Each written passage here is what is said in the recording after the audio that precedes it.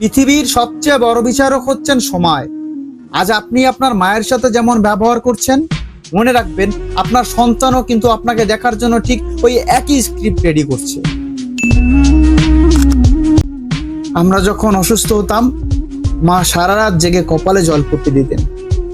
আজ মা যখন বৃদ্ধ, তখন আমাদের কাছে সেই মায়ের সেবা করার চেয়ে স্মার্টফোনের স্ক্রল করাটা অনেক বেশি জরুরি হয়ে গেছে।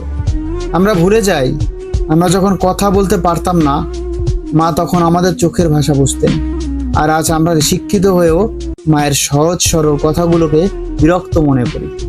পকেটে টাকা আর গায়ের শক্তি হয়তো চিরদিন থাকবে না, কিন্তু মায়ের ওই আশীর্বাদ থাকলে আপনি কোনোদিনও হারবেন না। মা কোনো দিবস নয়, মা হলো প্রতিটি নিঃশ্বাসের নাম। মা ভালো থাকুক প্রতিটি ঘরে।